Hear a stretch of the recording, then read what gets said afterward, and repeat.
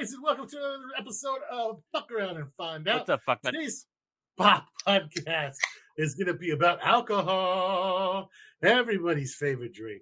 And if it's not your favorite drink, it's because you had bad experiences with it or you're probably addicted. Either way, at one point or another, it was your favorite drink. Addicted. Yeah, of all the things to be addicted to, alcohol is probably Remember, only quitters quit. Yeah. It's probably ruined more lives and been responsible for more shotgun weddings, dumpster, like babies, or a prom night dumpster baby. Prom night dumpster baby. Like I say, that's a country song. I've heard it before. I think I learned it on Family Guy. Like it was, yeah. Well, I'm not dumpster baby. It was one of the better skits back before they had to get all politically correct. So alcohol is amazing, and alcohol was pretty much, I think it probably came apart by just people eating fermented fruit, right? And then they were like, hey, this fermented fruit's pretty awesome. It gets the chickens really fucked up, I imagine. And then they started making juice and fermenting it. And by the way, wait. By the way, everybody should be taking notes because this is also a prepper thing. So you want to, learn as you listen. Yeah, learn to educate yourself. So probably one of the single most useful things you can learn how to do is to ferment things. So probably about 40% of all the foods you eat are fermented in some way, whether it's some type of sausage, a type of curing that's done with like bacon or pickled foods, pickled items. Heck, even hot dogs are fermented to an extent. And so then you've got drinks, you've got alcohol, you've got a whole bunch of other stuff. For a long time, they would make this. When they talk about beer in the olden days, they're not talking about like beer like we have it nowadays. They're talking about they fermented some juice and some water just to have enough alcohol in it that it killed off all the bacteria so that then it was safe to drink the water. Because there for a long time, your water was just full of like bacteria, cholera, all sorts of crap. So the only way to really have safe drinking water was to ferment your juice, like ferment it. And it worked out really well. Now, the Wild West and all the settlers and everybody like that was shit-faced most of the fucking time. From about 1400s, everybody on a boat was drinking fermented grog of some type. Didn't they have fermented milk as well? Oh, the Mongolians, those weirdos, fermented mare's milk. Come on, guys. Yeah. Of all the damn things you could ferment. Well, isn't that how we got cheese? No, it's actually alcoholic. Isn't there some tribe in Africa that ferments blood or something? Or yes. No, those are Klingons. Wait. They drink blood and they spit in bottles to make freaking liquor. Yeah, they do. Don't. I don't want to talk about it. I like that where everybody was sitting around chewing the fucking fruit and spitting it into a giant bowl is like one of the things that haunts me. Right? Germs. Yeah, it's like as somebody that's like moderately germophobic to begin with, I'm like, you assholes. Those are the ones that they go around the table. They use that bowl to wash up their face and everything. And it goes from the top down where they do their power knots in the fucking bowl, and then it goes to the next person. They use the same water and they fucking clean up the next person. That was from the Viking show. Yes, that's what I'm thinking you guys are talking about. No, we're talking about there's a tribe in the Amazonian basin. So is it like your social hierarchy? How far down the line it is before you get to wash yourself? Right. Yes, if you're the last person, they've been washing their balls and shit in the water. You're like, yeah. Dingleberries floating in it. And we wonder why society was so hard to crawl out of the fucking goo and invent fucking the internet. It's because we did stupid shit like that for thousands of years and killed each other off with diseases. Yeah, fuck nuts. Anyway. But that's when men were men and sheep were scared. It does seem like there was a lot scared. Men were men and the sheep were scared. On the note of beer, weren't the pyramids like built and paid for by beer? Yep. Yeah. Well, one of the really cool things, a long time ago, I wrote up a paper about the beer that was brewed at the time of the pyramids. One of the really cool things about that beer is that it was intentionally, like the medicus, like the people that were like the medical side of things, right? Because they had really cool medicine back then. They would even do trepanation for brain injuries. They drill holes in the head. They could do eye surgery. They did all sorts of fucking cool shit. Well, one of the reasons that nobody died, they're like, why would these people like fucking getting all these crazy wounds and surviving? Is because they were brewing beer that had tetracycline in it from a special type of fucking mold that was in the area of the Nile River.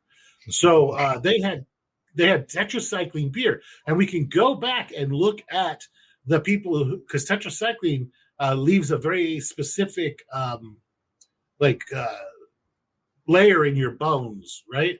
So we can go back and test people who've ever taken tetracycline and see if they've had tetracycline before. So we could go back and look at these and see in the clay pots, hey, this, like the tetracycline, like its concentration was really fucking high, like almost 100 milligrams per 100 milliliters. So like your dose would be 1 cup of this beer a day, like 3 times a day, would be the exact same as taking the tetracycline medicine over the counter. So it's like, it was like, no shit. So they had different types of different things, right? They had this, okay, well, you went to the medicus, you're like, all right, well, hey, I've got these big cuts and this stuff. And he'd be like, all right, well, you have a cough. Cool. You need this beer from this guy across the town. Well, the guy across town is brewing like beer that has amoxicillin in it. All right. He's like, oh, you're going to come over here to the dermatologist. He's got the tetracycline beer. He's going to do the general surgery guy. He's going to take care of you over there. So antibiotics and brewing have been around forever. That's how antibiotics are still made to this day, as giant fermented batches. And then they just basically reduce it down and harvest the dead, bacteria and stuff that they use to grow it in there. They culture E. coli and teach it and yeast to teach it to shit out the antibiotics as a byproduct of their metabolism. So it's pretty cool. But yeah, man. So you've had your medical beer. Back in the day, they had the medical whiskey on the submarines. I was listening to this new book series called Crash Dive, which is basically it's a realistic book series based on World War II submarines. And this goes with like the first submarines on. And they always had medicinal rum and medicinal whiskey on board for when people got like freaked the hell out, because it's like, hey, we almost died there. Here, everybody. Isn't all rum and whiskey medicinal, really? Yeah, it can be. I mean, sure, yeah. I mean, they go around depression. Yeah, they go around and give everybody their big ass dose of that. So it's really, really neat. To this day, I mean, you can find the recipes for the beer and brew the exact same beer that they were drinking in the Egyptian days. So beer is a long, crazy, awesome history. Alcoholic beverages have, and if you could think of something, and the people that brew it take really meticulous notes, unless you're like me, where it's just kind of like, FAFO, bitches, and I have a couple of recipes, but I keep tinkering with them. But yeah, if you're gonna make beer's the easy one to make, guys. How many of you guys have actually made your own beer? Now, does making a mash count as a beer? Yes, because if you're I made lots of beer. Shit, yeah, if you have to make a good tasting beer in order to have good tasting in the product, like a whiskey or a liquor, right? Because if you don't, you're not going to want to taste something that's just tastes like skunk ass. In that case, I've got 55 gallons of beer waiting on me right now. Yeah, it's beer. I do that. Where beer now, not vinegar. Yeah. If it has to, well, now there's a very okay. I slipped and forgot to put hops in it. Yeah, exactly. That's a bitter. You don't need that shit. Anyway, if you do the malt, like not the malt. What the heck am I talking about? The malt lacto fermentation. The malt lacto fermentation afterwards, it makes your whiskey way, way smoother. So there's a primary fermentation with all of the. Oh, you mean a sour mash? Yeast. Yeah. Gotcha. Okay. Yeah, it's a malolactic fermentation. That's what it is.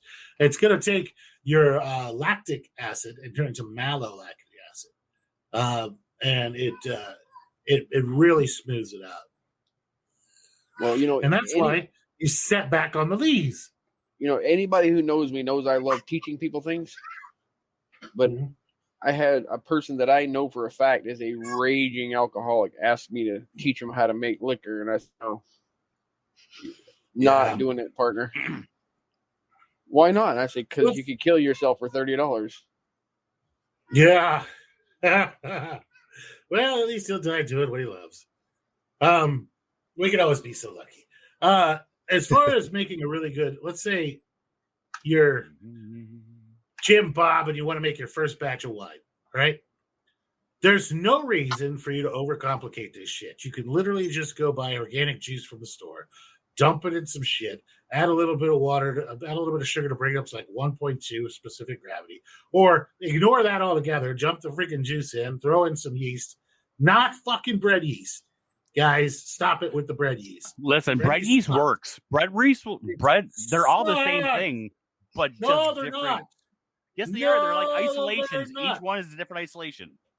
Yeah, but they've been isolated for thousands of years. Like bread will work. It just won't be as fucking clear, and it won't fucking. It doesn't taste good at all. It's the flavor profiles he's worried about. Yep. Yeah. If you're gonna do, here's what I would do. I'll use EC 11118. If I'm just gonna just randomly throw some juice together and throw something in there, that's a really aggressive yeast. EC 11118. It's a champagne yeast. It's going to add grapey flavor to anything and champagne flavor to anything you put it on. Did you say turbo yeast? I heard turbo yeast. I didn't fucking use turbo yeast. It's the most horrible yeast you can get, just in case anybody's wondering. That shit was designed to make fuel. It makes fissile material. It doesn't make fucking drinkable shit. But EC 11118, it's the overall champagne yeast. It's really, really good, really, really easy. Who's jacking off? It sounds like somebody's jacking off. You're the only one that shows like shit is fucking playing. Oh, maybe it's the bird in the background laughing. It could be. It's the bird. Yeah, it's the bird. Okay. I was like, all I hear is huff, huff, huff, huff, huff, huff, huff, huff, huff. But I was like, God damn it, Deadpool. What's up? I'm sorry. Notice I did not bring up porn in this episode. Yeah. Nice. We made it 13 minutes. Now we just did.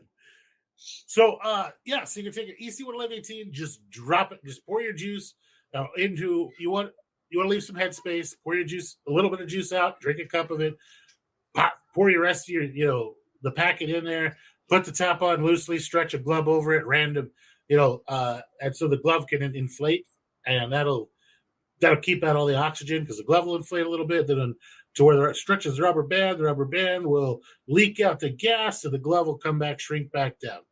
Works out really, really well. We're talking just a standard medical glove. You can use anything you want, a freaking condom, like prison style.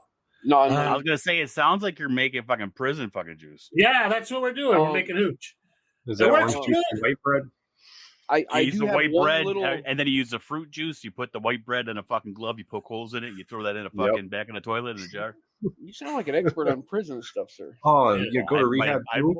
I might have attended an institution for a little while, or never. Allegedly. That's the word I was looking for. Allegedly. I might. Yes. So, I do need to add one little thing into that instructional thing. I mean, it's a small detail, but I gotta emphasize something that you kind of said. Make sure when you read the juice box, it says 100% juice. Yeah. Don't get the stuff that's full of corn syrup and weird shit. Yeah, just like organic. Well, they're eating sugar and they're making alcohol. Now, yeah, I know what you're saying. It'll work better, but will it eat corn syrup at the sugar source? Yeah, it will eat it, but the flavors will be off if you're making a wine. If you're making a distilled spirit, that's a different story. But we'll get into that later. Yeah, right. All right. So making a wine, so that would be like the easiest way to make a wine. The easiest way to make a beer is to make a malt liquor. You could just buy like light Pilsner malt and just mix it with freaking water and at the right ratios and throw in some freaking yeast and call it done and make, something similar to a Miller Lite or a Coors Light, right? Like it's so simple and stupid and easy. That's what they're going to sell you in pretty much all the beer making kits is bring water to a boil, dump in this malt liquid and this malt. It can either be the liquid or the powder. Stir it up, let it come down to temperature, dump in your yeast and call it a day. Let it ferment for a week, then to drain off the top into bottles and you're good to go. But that's one of the really, really easiest ways to get started making beer. And baby steps wise, you can pretty much skip that and just go into the harder core stuff. But I mean, it's really easy. And the basic difference between a beer and a wine is beer is made from some sort of a grain and wine is made from a fruit. That's the only real difference. You know what the weird thing is? I actually ordered 4 gallon fucking crafts today with the bubblers before we decided what we were doing on the show today. so I can make nice. Mead is really, really easy. Mead is honey and water and yeast. It's pretty easy.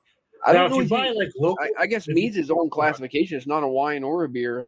In between, there's mead and there's methomil, and most of the people that are drinking mead, methomil has just fruit in it, right? It's mead with fruit. Like it's basically mead. They finish it off with fruit.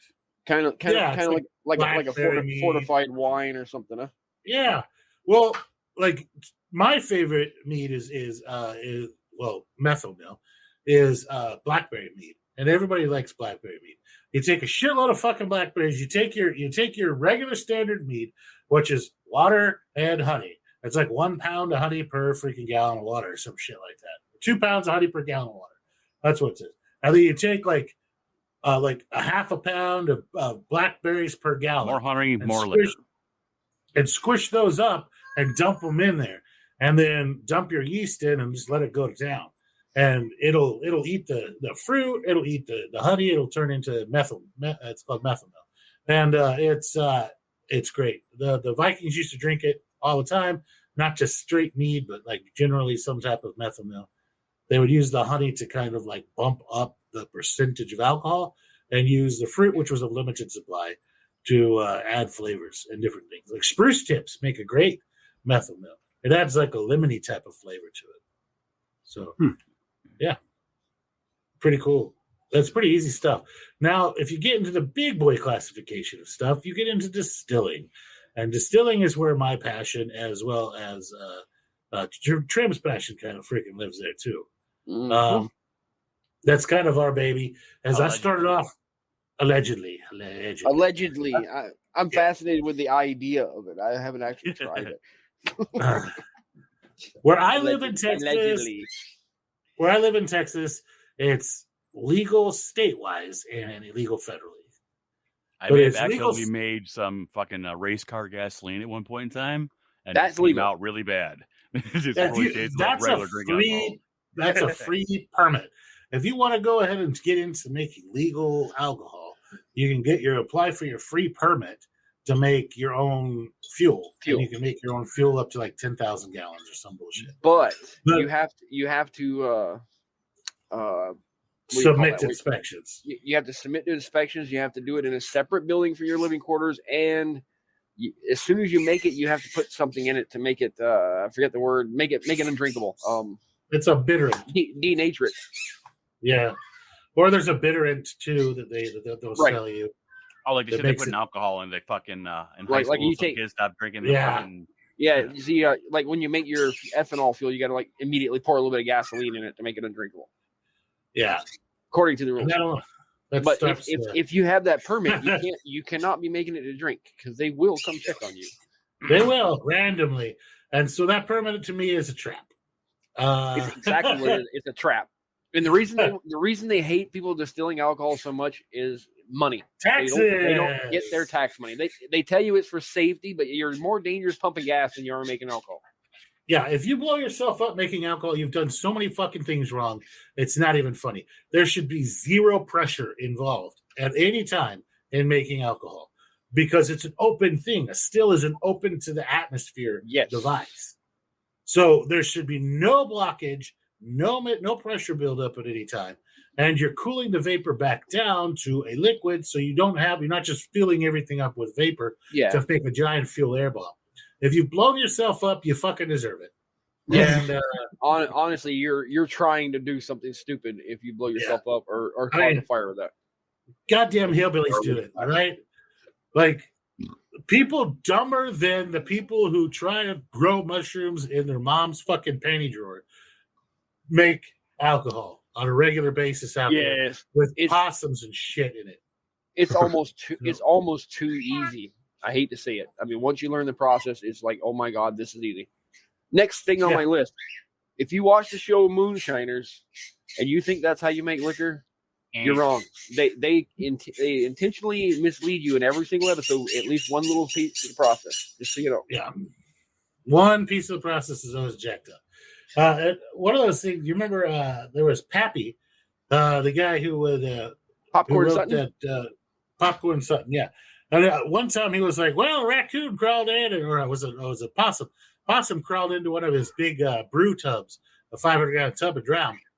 They drank a bunch of the beer he was making until he got too drunk and couldn't get out and drowned. And he's like, so what's a possum worth? He's like, well, about a half a gallon extra. It fermented. He got an extra half a gallon from the fermented possum. Gross. I was like, that's gross, but whatever. About half a gallon.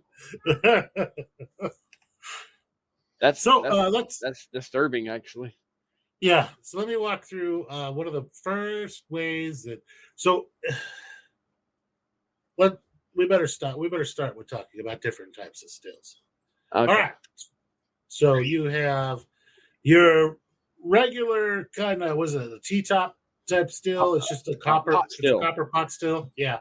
It's just a copper pot still. It looks like an inverted teapot, basically, with a straight little hose coming off of it. It fits very shittily on top of another, like the exit from your boiler. Your boiler could be made out of fucking damn near everything that doesn't have lead in it.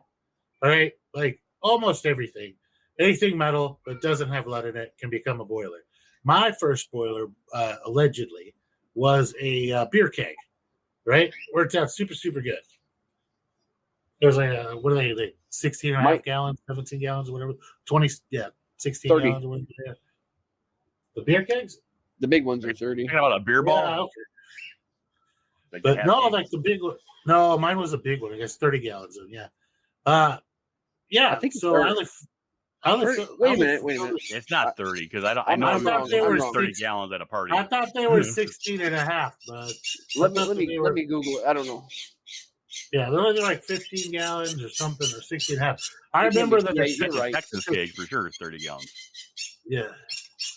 But one of those was great. You only want to fill it about 3/4 to 2/3 to 3/4 full, and then cook it low and slow on a banjo burner, and until you bring that up to temperature.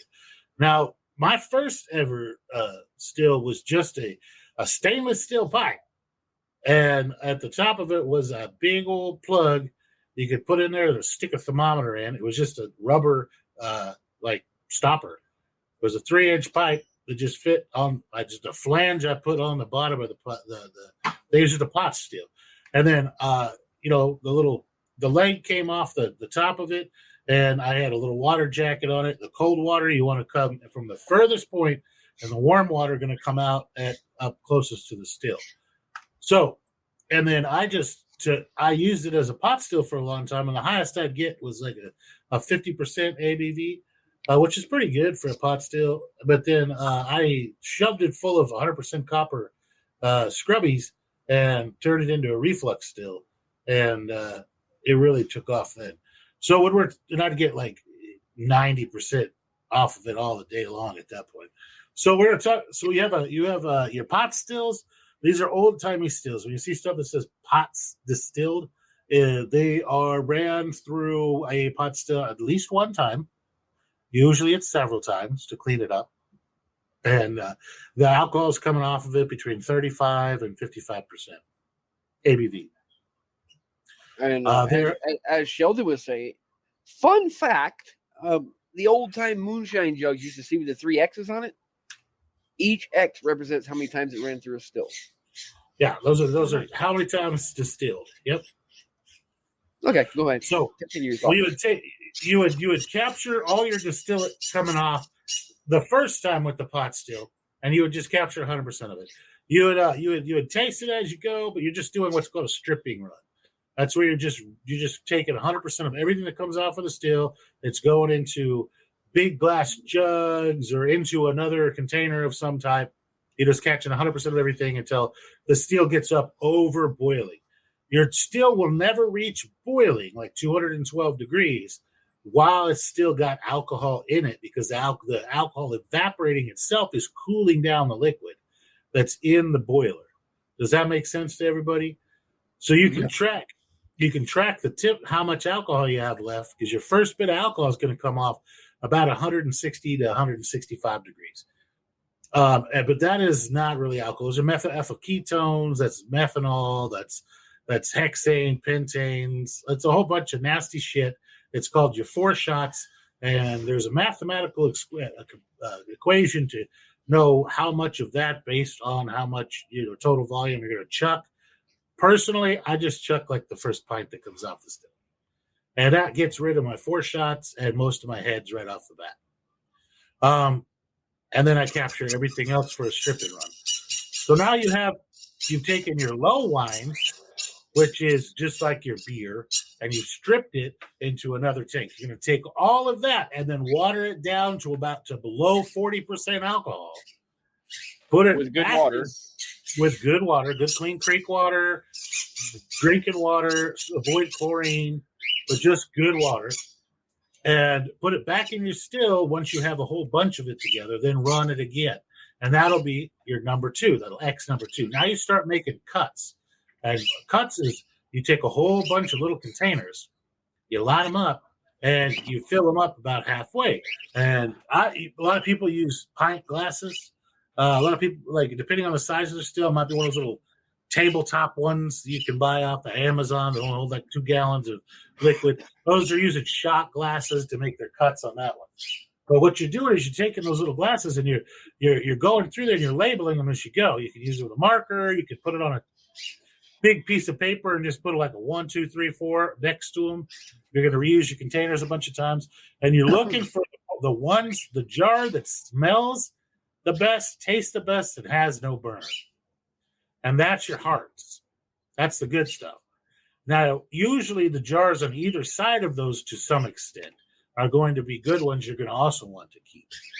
Everything else you're going to save and run it again. You'll know when to stop saving alcohol in your final run, when it starts smelling and tasting like a wet dog. Wet socks, I always thought. But yeah, I can see that. It smells like my dog when she's fucking bathed. Like she goes to the creek. If I were a distiller, I would as I'm pulling the small jars off, while it's still fairly warm, I'd hold right underneath my eye and let the vapors come up into my eye, and if it burns my eyes, I know it still has heads in it. That's a good one. Yeah, I like to take that way you don't get so fucking drunk while you're sampling. I like to take a drip of it and put it on, like just a drip as it's coming out on my finger, and then touch it to my lips, and then touch it to the inside center of my tongue, and that gives me a chance. That gives me a pretty good taste for it. Does it burn my lips? Does it burn my tongue past the initial like sweetness receptors and everything else, so you don't pick up any of those other flavors? That's a good one. That's how maybe allegedly I would do it allegedly. Yeah. So you're going to save all that, and you can run that a third time. But save those hearts. Don't just dump them back in there. Save them. Make something out of them. One good way, one fail-proof way, is I find a lot of shit that tastes really good at 50%. If I had a splash of water to it, it suddenly can either taste ridiculously awesome and you have good shit, or suddenly that little bit of water opens the bouquet up and it tastes like fucking charcoal ass or something. And you're going to dump at that point, right? It's never going to become good. There are some ways, and we'll discuss those later, about how to fix kind of skunky or fucked up alcohol with apples. Apples, because the cellular structure of apples or pears, they'll pull in a lot of the cogners that are from or codgers or cogners, however you fucking say it, that are giving those funky flavors into the cellular cells of the apple, and the apple itself will turn gray, and you just chuck that bastard and leaves behind a really good taste of shit. You can also run it through a Brita filter. I've seen that work a bunch of times. I've seen it. I personally, allegedly make vodka. I have a 6 foot, 3 inch in diameter stainless steel tube with a very fine mesh on the bottom that's full of activated charcoal pellets, and I may or may not, with a very large funnel, run my alcohol through that. Now, you need to be very careful. You need to run water first through activated charcoal. Due to the chemical reaction that happens when alcohol and activated charcoal come together, and without the presence of water, they will light on fire. It will get extremely fucking hot, like 250, 300 degrees, and then burst into flames, making a giant bazooka of flaming hot death, and bad things will happen. But you dump like a gallon of distilled water through there first to make sure everything's nice and wet, and then dump your alcohol. And you just taste what's running out the bottom until it tastes like alcohol, then save it. Because the alcohol will not mix with the water. It'll push it right out in that situation. Interesting. Works out really, really well. We're in the process of actually going to be opening a distillery, hopefully in either late 2024, early 2025. So we have quite a bit of our equipment already. It's on the list of shit to do. It's kind of like my retirement plan. It's now that they're offering craft distilling licenses instead of because forever you either had to do big boys or not. There was no fucking intermediate, right? Now there's actually craft distilling permits, which allows you to do 100,000 gallons a year. And I'm like, I don't think I'll ever get there. That's a lot. So yeah, it works out really well. The reason you need a permit, and the reason you need a permit, that is, and it goes back to whole taxes bullshit, is that you owe $10, and I think it's $10.80 per 1 gallon of proof. One proof gallon. 1 proof gallon is 1 gallon of alcohol at 100 proof, or 50% alcohol. You owe $10.80 tax on that. Everybody's like, well, that's a lot. Well, at every gallon, there's 5/5 of alcohol. So if you divide that up, it's only $2.20 per fifth that goes to your taxes. So that's not bad. That's why you could still buy $4 or $5, $10 cheap shit Russian alcohol, Mm-hmm.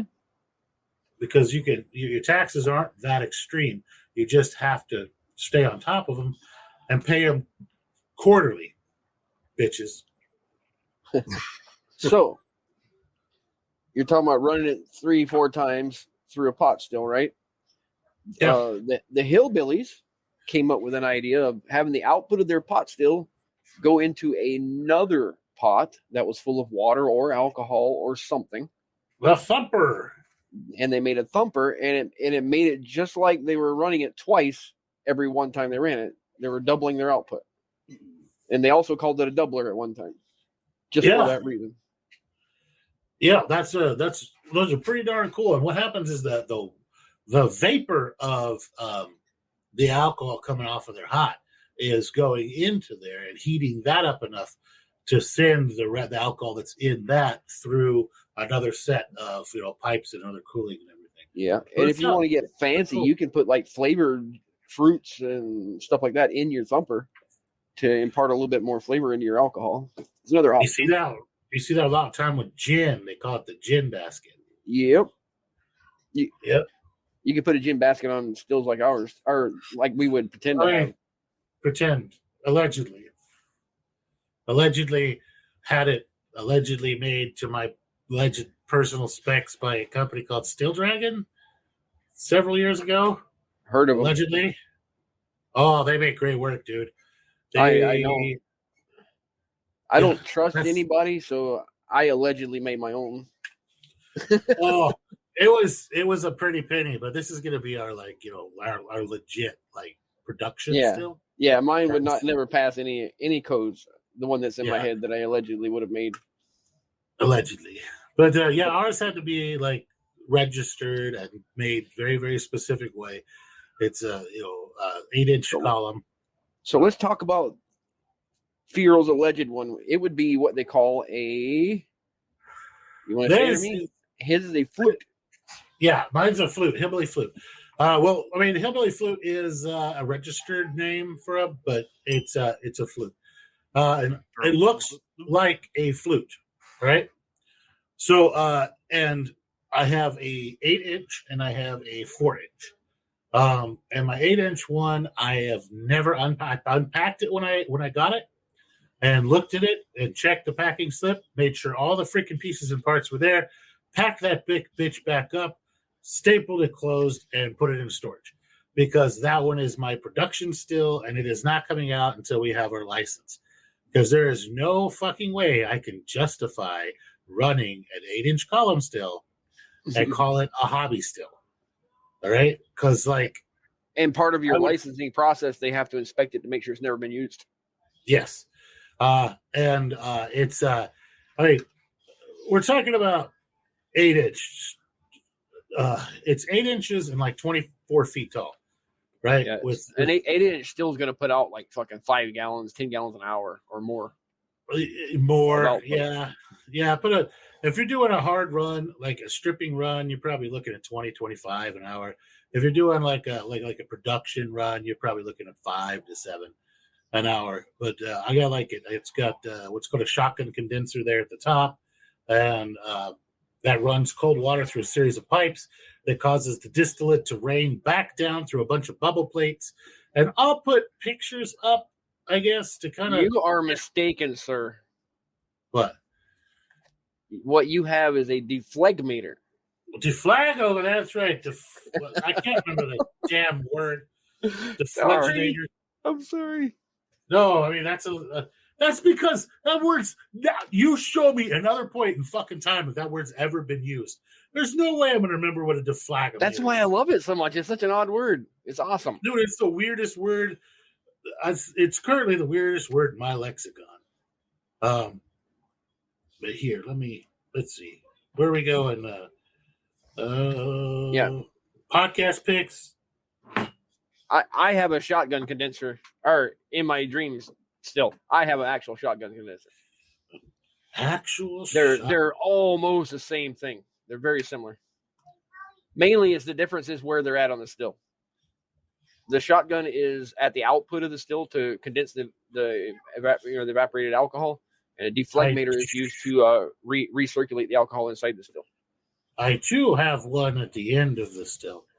That's more than likely I forgot the name. Dang it! I didn't see yours, but it has a solid pipe with a jacket around it. Oh no, it's a series of pipes with a big jacket around it. It's a shotgun. Well, then you have a shotgun and a deflegmator. You have both. Then. Ooh, a hybrid. It's very pretty. I very much enjoyed it. I will send you. I think you've seen a picture of my small hobby still, right? Yeah. How do I remove all of the? By the end of the show, I'll remember what the other damn thing I was talking about is called. So, as far as in the state of Texas, this is as big as you can go with calling it a hobby still. It cannot get any fucking bigger. Any bigger than that, and that's going to be in our picks there. If you wanted to see that, what that looks like, that's going to be our show note picks. Yeah, that you can. That's my hobby still. It's a little 4-inch diameter little guy, and it does everything I want it to do on a 30-gallon milk jug, basically. A very heavily modified 30-gallon milk jug. And that anything larger in the state I'm in, Texas, would consider it a production level still, and you would be in a lots of problems. They would beat your ass. Now, one of the very, very important things is to not sell anything, guys. Never sell and never tell. That's the rules. If you're gonna make alcohol, don't fucking sell it. So if we're looking at this right here, we got the parrot, which is the little guy off the end. Right, and a parrot works by here's a close-up of what a parrot looks like. The parrot is going to sit there and hold a alcometer that's going to float up and down inside there. The alcohol spills over the top and down into a little bell. The bell goes out into the little end, and the end goes into through a tube or whatever you got into your jug to get. In that picture, that is a lot. Okay. That's very high proof. And when he mentions an alcometer, what that is, it looks like a giant glass thermometer, and it has a certain weight in it and a scale inside of it. And the more alcohol is in the liquid, the less dense it is, so that alcometer will sink, and you can read how by where it's touching the alcohol or the liquor how much alcohol is in it. So that's how you rate it. It has a lot of math. Yeah, and they're calibrated by temperature too. So. But we won't get into that too much. It comes in a little instruction packet. It does, but that's a lot of math. It's the density thing, right? Yes. And there's also one for measuring your mash. It's the same type of deal, but it's calibrated to mash. So it tells you how much alcohol is going to be in your mash when it's done fermenting. Your potentiometer. Mm-hmm. Your alcohol potentiometer. So you have a proof and trails hydrometer, and the other one, I forget the name of it, but it's for measuring your mash. Your specific gravity is the potential alcohol for how much sugar and how much available fermentable sugars there are available. Yep. So if you're looking to get one to measure how much proof your alcohol is, you got to make sure you get the one that says proof and trails. Otherwise, you're getting the one that's measuring the before, which you're going to find in the normal beer store. Yeah, that one's not gonna help you at all. Now, these things are pretty fragile. Oh, God, yeah. Like, you can accidentally fuck them up by breathing on them. I joked you could breathe on it wrong, but no, I mean, like, if alcohol is very, very, it's not very dense. So even though that little alcometer floats, you can't just drop it into your metal parrot. It'll go all the way to the fucking bottom, break, and then float up and then sink again. And now you're just screwed. I've been doing this for over 10 years, and I've broken 7 of them already. Damn. I've broken 2 in a long time. And I feel bad about the 2 I broke. In my early days of learning to do this hobby, I used to sample as I made it, and after a while, you're pretty goddamn drunk. Well, that's part of the fun. You can't get kind of like seeing the bubbles on a jar and knowing what the content is. Oh, that what they're doing is they're slapping it and they're trying to see how fast the bubbles go away, and they're applying some sort of stupid voodoo to it to try to figure out hey, that's hot proof. And yes, they're measuring the what they call the pearls or the bead around the edge, and when they shake up the jar, it's the round right where the liquid meets the jar around the inside. They want to count how fast those bubbles disappear, and the faster the bubbles disappear, the higher the proof it is. There's not a single one of those sons of bitches that can fucking count. So they're just guessing. They're getting an educated guess by doing it that way. That's about all they can do. But you drop that hydrometer in there, and there's no lies. But if you have any sugar or any flavoring into it, that hydrometer is no good anymore. It has to be pure liquor for it to work. If you want to flavor it after you measure it. What you should do, I mean, if you're going to do that, but I just allegedly age stuff. Well, everything I say tonight is alleged, so let's just go ahead and give it out right now. I'm going to pretend like I already do it. Dude, if I had my damn way, this would be my profession. I could honestly say that I've never fucking sold any. I've made made some for friends. I've given away a lot to family, but I've honestly never ever sold any. Just because it's against the law, and I'm the kind of fucking person that if I ever fucking did, it would be like the one person I sold it to would be the undercover cop. Like the only undercover ATF agent. Well, and the way the law works, if you're making liquor for yourself, it's a misdemeanor. The second you sell it, that's when it becomes a felony. And that's the biggest difference. In the super awesome, ultra great state that I'm in, it's they don't really give a shit. As long most places don't anymore, honestly. Most places don't. If you're doing it for your damn self, they don't give a flying shit. But if you're doing it and you're selling it, now you're taking away the government's money, and they give a lot of fucks. Yeah, an incredible amount of fucks. So how mine works is it works with bubble plates, and bubble plates are a lot bit different than little scrubbies and shit like that. I can't find a picture. Imagine a round plate made out of copper, usually, with lots of little holes in it. One-way holes, though. There we go. I found a picture, but it's not my picture. It's just a picture from online. So that's what the plates look like allegedly in my still. And so if you look closely, the alcohol comes up through the bottom of those plates, and it goes through those little slots, and it creates and it bubbles up, blah, blah, blah, blah, blah. And it looks like it's raining and jumping across the top of everything. Now, when the alcohol reaches the level of the one that's facing down, it drips onto the plate below it. And that causes a cooling of the plate below it, and it causes a cascade effect. So the alcohol is constantly going up, one plate, one plate, one plate.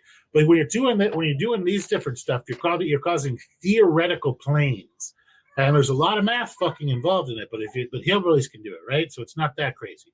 So theoretical, so the theoretical planes in a bubble still are practically infinite. That means those are very different micro amounts of degrees of temperature-wise. It's different. We're going to get different alcohol percentages off. So what you're going to do is you're going to let it sit there and cycle and rain up from the top to the bottom and rain up from the top to the bottom. It'll just be it'll look like it's just raining inside there until you unbalance it by turning the cold water down just a little bit. And that'll allow the alcohol in the top plate to now turn into a gas fully and go through your condenser and into the parrot and into your jar. And that's going to allow you to make sure that you get the highest percentage of alcohol you could pull off. And mine pulls off 180. So what is that? 95% pure alcohol, pure ethanol, allegedly. But this is a small bubble still. This is like a 2-inch or 3-inch bubble still. Mine has 16 of the bubbles around on each plate, and it has a plate in between each one of those sight glasses on the baby still, and the big still has 28 of those little guys on each plate, and I have 14 plates. So you get crazy. Yeah, and wait, as a rookie like myself, the bubblers, I thought when you were making like mead or fucking alcohol that you didn't want to have the water oxygenated because it's not oxygenated water, bud. It's alcohol. So it's there's no water involved. It's the actual alcohol that's bubbling inside the still. What it's doing is acting like a whole bunch of little thumpers inside there. Okay, as they go up. Yeah, it's just going again. The alcohol is basically distilling on each plate again and again and again, and getting more pure until it goes all the way to the top. And that's the beauty of a flute still, like Fierro has. He can change the amount of bubblers that he has, and carry over more flavors. The less plates he uses, the more flavor he carries over into his output. But I can replace the plate slightly lower proof. Yeah. I could also each one of those locations where you can add like additives to go ahead and add flavors. Yeah. Yes, that's a gin basket right at the top. I can replace that plate with a screened-in basket and put juniper berries or licorice or whatever I want in there. It's a popular additive, sir. Mm-hmm. Yeah. Juniper berries makes gin.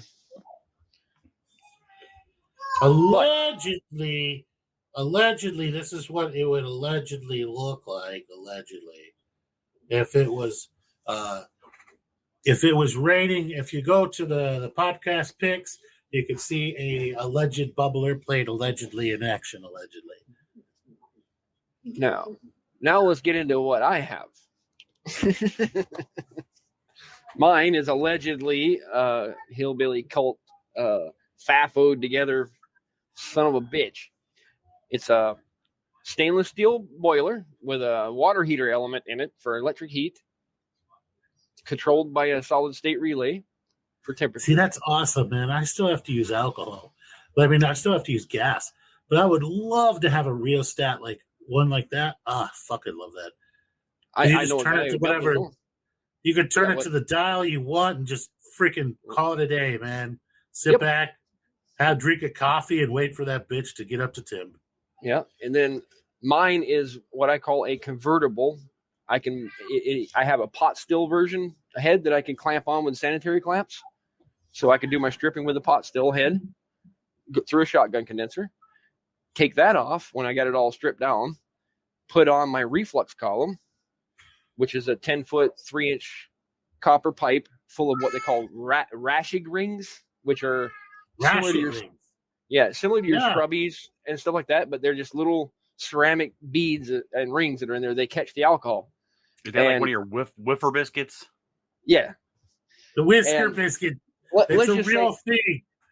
Let's just say it's scrubbies for now, just to make it better, because scrubbies work just as well. So this column is just a straight up, almost 10-foot tall pipe, and at the very top there's a coil of copper, and you run water through that to cool it off, like his deflegmator, but it's just a round coil. So the alcohol boils up, hits that copper at the very top of the still, and falls back down as it liquefies inside the still, and it'll keep going up and down.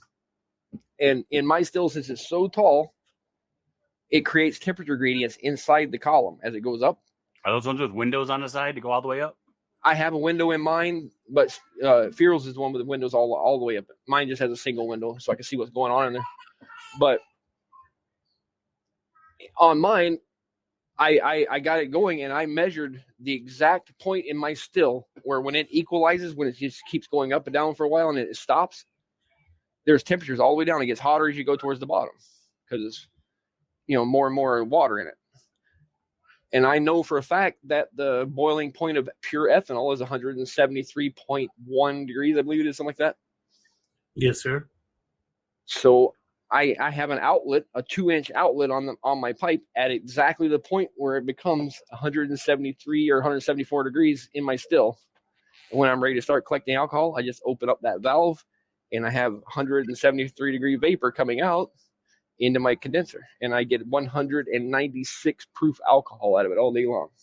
Damn, son! But it's completely flavorless. I mean, it's leave some almost pure ethanol. Leave some vagina for the rest of the shit. But my alcohol doesn't have your whiskey flavors and your complex stuff like a lot of guys want. This is just straight alcohol that you're gonna have to mix with something else to get some flavor out of it. It just provides the kick. Yeah. Yeah, I can get a lot of flavor. Right, your still is like completely tunable. Yeah, they're really fancy, and I can get lots of flavor if I just use a pot still, but I don't get the high proof.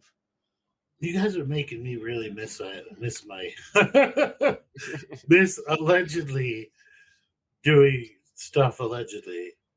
Right? Damn. Allegedly, I got a run going right this minute. 2 years. 2 years I haven't made a run, and I decided, you know what? It's time.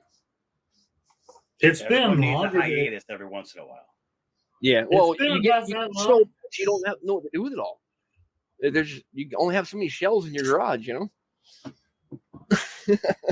since sun is illegal, that is exactly right. It makes great wedding gifts, party gifts. bring it to a cookout or the bonfire, and everybody loves you. It's the greatest. I throw some really. It's like tying a pork chop around your kid's neck so the dog plays with them. I mean, everybody loves it. I've thrown some really, really good parties. Now I like making my bottles look all pretty, and have some pride in your freaking work. You're gonna put so much work into it. Don't just put it in a stupid ass jar. You can get a floor corker for so stupid cheap, and put it into used wine bottles or wine glasses, and it looks nice. Do you turn any of yours into whiskey? Yes, sir. There's actually some rum. I just uploaded a video of what would, I guess, allegedly be 5 gallons of rum, just doing rum things, aging rum like. I do. I very much like whiskey. Very much enjoy it. I tend to like my whiskey better than I like the store-bought stuff. Oh, store-bought alcohol's garbage. Oh God! Once you've had your own stuff, and once you've been educated on what tails and heads taste like, you can never drink fucking store-bought shit again because you're like, oh, well, that's got fucking heads in it. Well, that's got tails in it. God, this is shit I throw away. What's that vodka all the kids think is so great? Grey Goose. I had a shot of that in the bar a couple years ago, and I was like, my God, what is this fucking crap you're serving to people? It was horrible. Yeah. It's stuff that I would personally chuck, but people fucking love it, man. People love it. And but here's the thing is that everybody who starts off a distillery, right? They start off doing craft stuff. And man, they start seeing dollar signs when they go legal, and then they start just making looser and looser cuts. I throw away like a 50-gallon mash run. I probably throw away 3 gallons of good alcohol. The normal people would say that's good stuff. Yeah, I'd say that Garrett Brothers, who makes a really, really, really fine whiskey. They are probably an Andalusia. You probably don't heard of either one of those. They're kind of local brands. What'd you call me? Andalusia whiskey and then Garrett Brothers. Both of those are local kind of brands and craft distilleries here in Texas, and they make a fine drop, like something that I would enjoy competing with. So yeah, this is I put my stuff into bottles. I do. And I package it up pretty into bottles, but then it goes back into the crate that the bottles came from. And then it just goes into storage because it's always nice to have like, oh man, like, we have to go to dinner somewhere. Shit, we should real crap, like grab a bottle, like let's take that. It'll look really pretty. It looks nice. And nobody knows I didn't buy it. Well, let me ask you this. What is the importance of aging? Like how they age shit in barrels? Okay, that's going to be if you're making a whiskey or something along them lines where you're aging. Well, I guess to some extent, white liquor does good with aging, a little. Well, white liquor you're going to want to bring it to about. I find that so if you make a run and you get like a high proof alcohol off of it, you're going to want to bring it to about 60 to 65% to age it, so you get all the vanillins out of the out of your oak. So what aging does is aging mellows it out. It brings out the flavors quite a bit. You pick up your vanillins, you pick up some sweetness from the oak. It allows the complex flavors to develop from the interactions with there's not just alcohol or ethyl alcohol. There's a whole bunch of little tiny different free ranging out like alcohol like byproducts that are in your production that are going to interact with each other and change their flavor profile over time, usually in a very good way. Usually in a very good way. Allegedly. Yeah. There's been times when it hasn't been in a very good way. But I made something once I called it Sunshine. It was completely experimental. I made alcohol out of sunflower seeds. That sounds interesting. And when I first bottled it, it was the most god-awful, horrible shit you ever put on your lips. But after about a year aging, that stuff was fucking delicious. Yeah, so there's a whole bunch of really complex shit. There's an entire science. There's a PhD program just based around aging alcohol. So it's not something that's like we can really kind of glance over, other than shit changes with time, and it could change for the better or worse. there's a million people out there investigating ways to make aging happen faster. But honestly, as far as I've seen, nobody's really succeeded at it. I have 2 certificates from Orlando from Budweiser. You know, the kid saying that I was a brewmaster. Nice. So I mean, I don't ever remember you're actually learning the science, but it is But yes, if you're making a whiskey, if you have a little oak barrel, awesome sauce. I mean, you can't go wrong with that. But if you don't have access to that, you can take really good like oak heartwood that you cut yourself, not something you bought from a lumberyard. Steal from your local park. Split it into little tiny kindling sticks. The heartwood, the center wood of the oak, and then take a torch and burn the outsides of it. And then just throw a few of those sticks in each jar and put it on a shelf and forget about it. And come back in a year or two and give it a sip. So instead of burning the inside of the barrel, you're actually just throwing the actual wood. You're putting the wood in the barrel instead of the barrel, liquor in the barrel. Yeah. I buy oak spirals. They're only like $3 or $4 a piece. Yeah, you can buy them pre-made. Yep. So I buy oak spirals because there's extra surface area on them. And if you look at that video of me like rocking around a jug, you can see a spiral down in the bottom of it. And what that does is it simulates being inside of a barrel. The temperature change. Now you need to have your barrel closed, right? So that has a big stopper in the top of it, so that as the day gets hot, you don't want to age stuff in a controlled environment.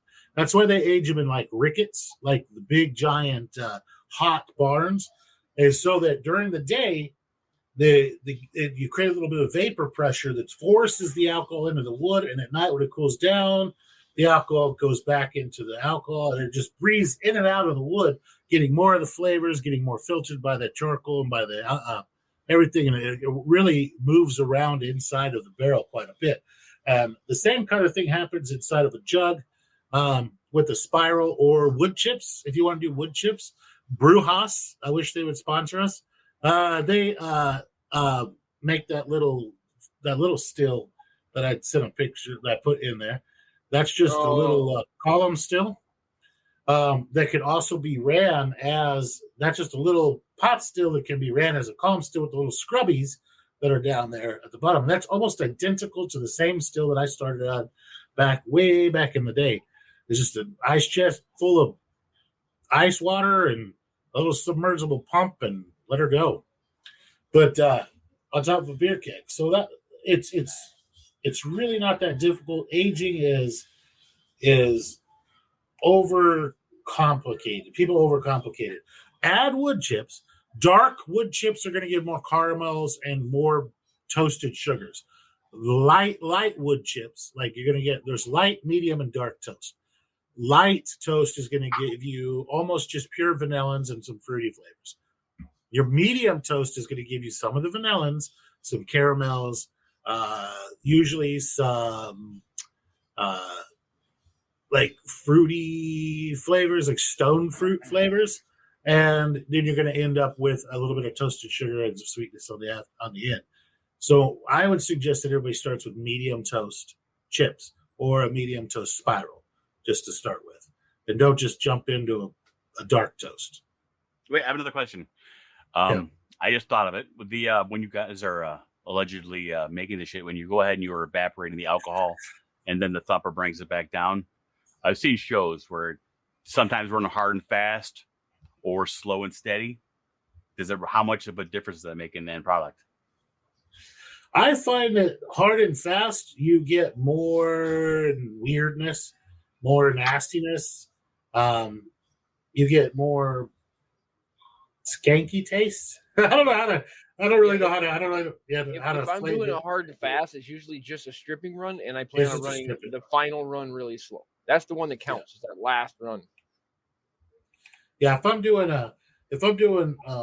like hard and fast, it's always stripping run. If I'm doing anything else, it's gonna be nice and slow, and give it plenty of time to have all of the heavier, nastier tasting stuff drop out and go back into the bottom.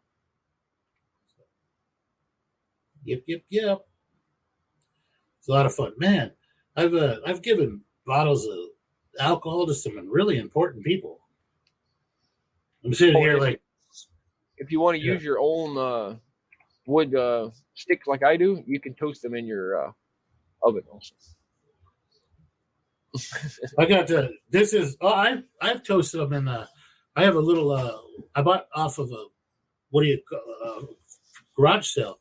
One of those toaster ovens, like the cheapy fucking piece of shit toaster oven. That's what I use. So and this wood smells really good in the oven. By the way, oh, it's glorious. It almost smells edible. It's crazy. This is that's my baby bourbon.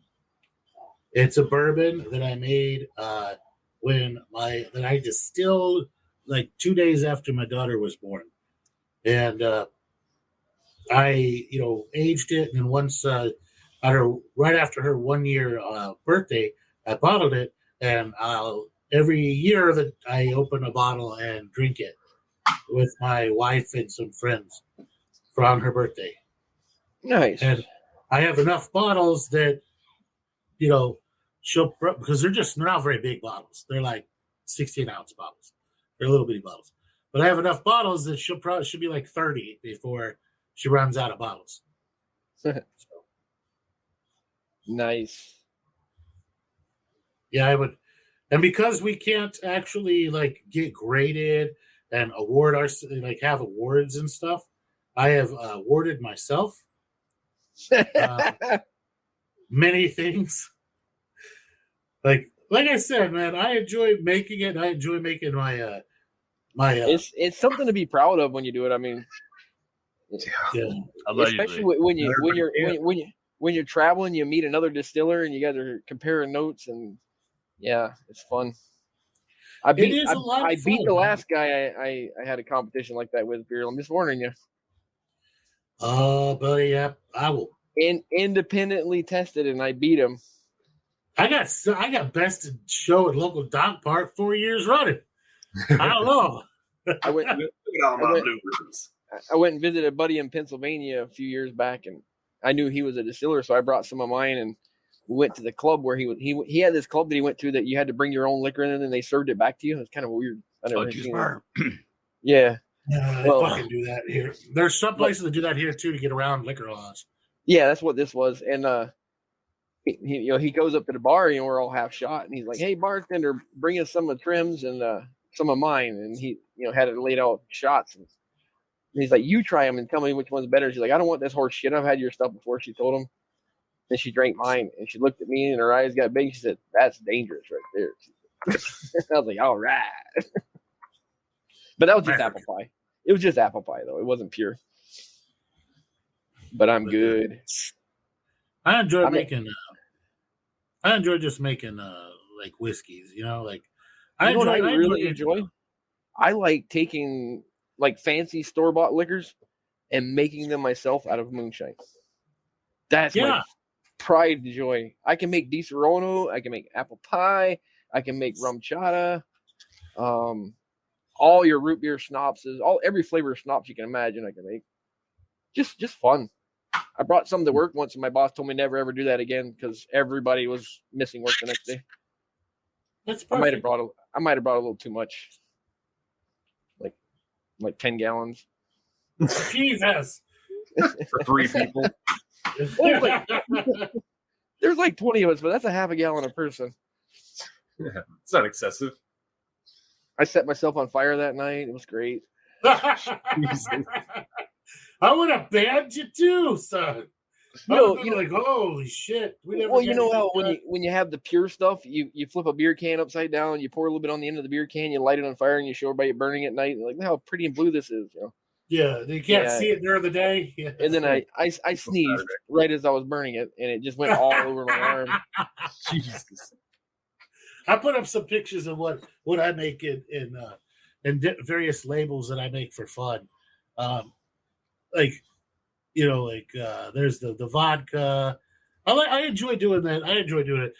Part of it is that, like you were saying, when you meet other people that also do it, is that just trading is a lot of fun. It's great. It's a lot of fun, especially if you're good at it. You know. So trading strains. I can't wait to try some of Deadpool's mead when he makes it. Hell yeah! You guys are all so fucking far away from me.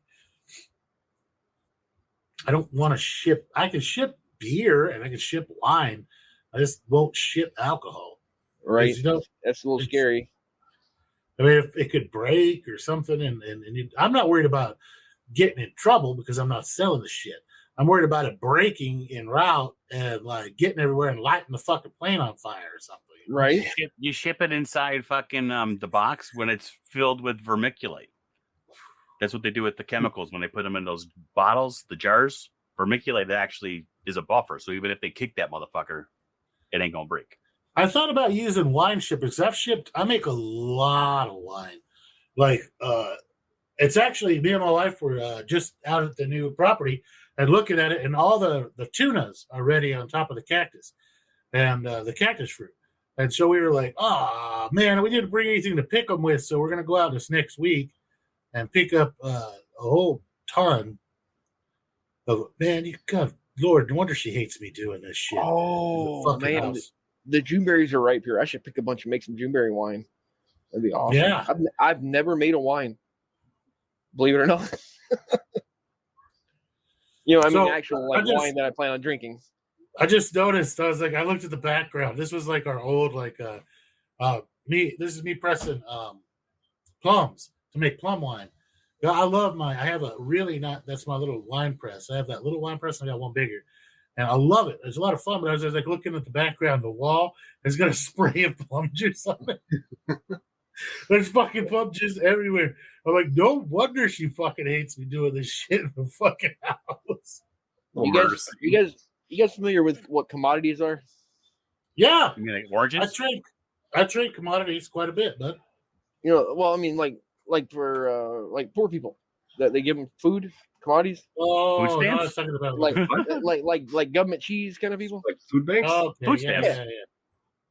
Well, a person who I'm related to used to work at one of those places, and they had a shitload of table grapes that they couldn't give away because they were some of them were overripe. Dude, give me 30 cases of them. And I decided, well, I'm going to make wine out of these table grapes. Just the green grapes you find in the store.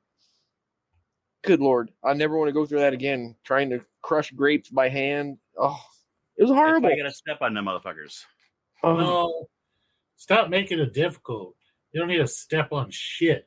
Well, I didn't have a juicer, so. You don't need to. You could just run the damn things through a freaking a meat grinder. That's the easiest freaking way to do it. Well, at the time, I didn't even own one of those, but I own one better than yours now. So. Yeah, you do, you damn bastard. Now I've got to get. I should revisit that now. Now I got to get one of those big ass carnivore bastards. You can run an entire That's what I have. You can run like a baby goat through the damn thing. Whole. I make the Tim Allen sound whenever I make sausage, man. Just I'm jealous. Don't get me wrong. I'm freaking jealous. I'll catch up. I love making sausage. I love fermenting sausage. I love it. I made tons. Did I tell you my latest acquirement? What'd you get? It's a used one. It's the stainless steel bandsaw with meat grinder built in. You bastard! It's like one out of a butcher shop. Yeah. Those work so well too. I just want the bandsaw because breaking down. I'd say that probably takes me the longest. Is breaking down. Mm-hmm. Like when I break down big cattle and stuff, it takes me a minute. I got to get a new blade for it, but other than that, the motor and everything works on it though. Wait, speaking of new purchases, I allegedly may have gotten myself an ultrasonic cleaner today. Sweet. Yay! They say you can use those to make liquor. I've used them to age liquor. I've put in at 440 megahertz. I've put in alcohol into the cleaner and added wood chips and turned that bitch on for like 20 minutes, and it's sort of mixed results. Yeah. I mean, it's mixed results. Like, does it color it up? Yes. Does it get all the flavor profile? No. Is it close? Yeah, pretty much. But you're missing a lot of subtle like flavors and stuff. Yeah, stuff that mellows over time. Yeah. Yeah, there's a lot of these. There's that 1 week whiskey company or whatever that is patented a ultrasonic way to age whiskey, and they do it very similar to that, but in giant vats where they have these rods that they drop down in there and then vibrate them like ultrasonically to age their whiskey really fast. And I've tried some of it, and I was definitely not impressed. I was like, okay, yeah, I guess you can sell this gimmick, but it's not like happiness not and like sunshine. Not like 40-year-old scotch or anything. Oh no. Yeah. And trust me, 40-year-old scotch is freaking delicious, and I hate scotch. I don't know what it is about 40-year-old though. Oh, it's good. It's good. I like the Gentleman Jack, the silver label. Isn't that aged longer or something? I think so.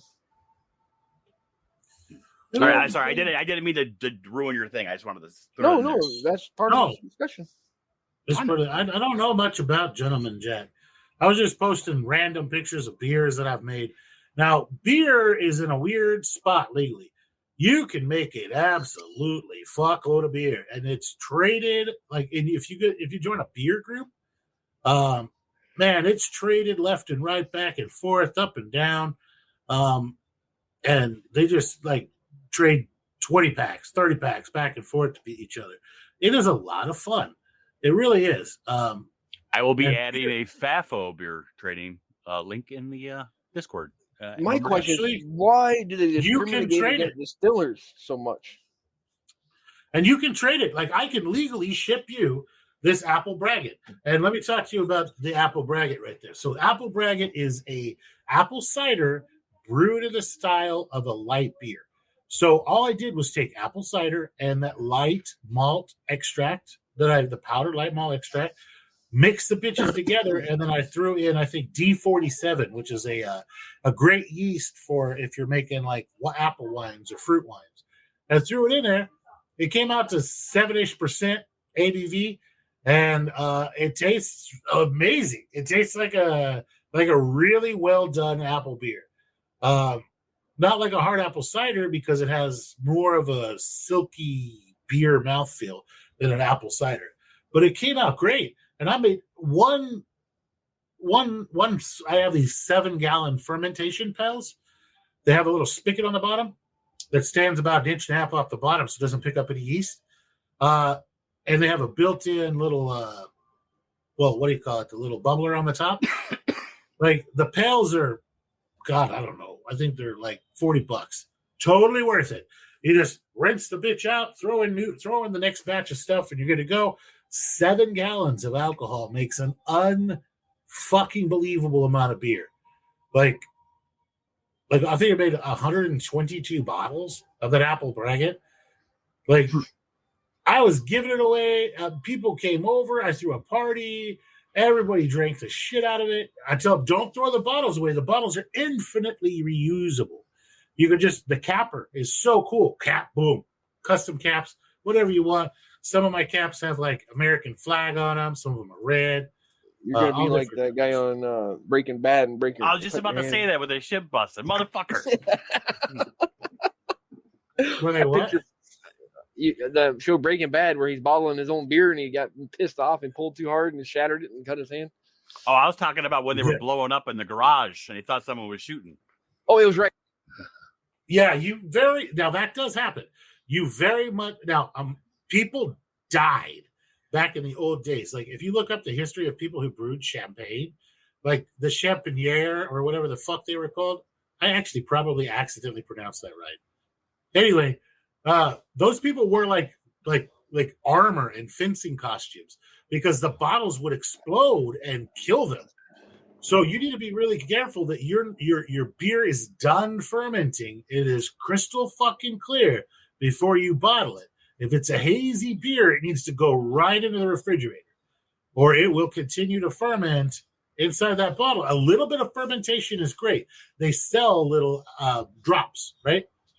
They're little like pure sugar drops you can add to your beer, and it'll continue fermenting a little bit, and that'll give you the natural carbonation. I don't do it like that. I draw off 100% of my beer into a secondary sterile container, leaving the yeast cake completely behind. And then I have a little app that's like a Brew It app. I think it's called Brew It, actually. And I put in, hey, I have 6 gallons of beer. I want it to naturally ferment. I want it to naturally be fizzy. And there's a sliding scale. That's all I need. I don't need how much fizz per fucking ounce. I just need a sliding scale, more or less, right? And then it tells me, okay, we'll add 4 ounces of pure dextrose, or add 6 ounces of dextrose to 6 gallons, stir it up, and then bottle it. But that's how I do it. I do it all in big doses, bottle it, cap it, and then put it in the fridge. It'll slowly ferment over the next week, and you'll end up with a nice fizzy beer when you open it. Kind of like Blue Moon. Blue Moon is all bottled in the same way, and that's why it has that little bit of yeast cake in the bottom. That's my makes favorite sense. beer, Blue Moon. Yeah. Blue Moon's about the same way.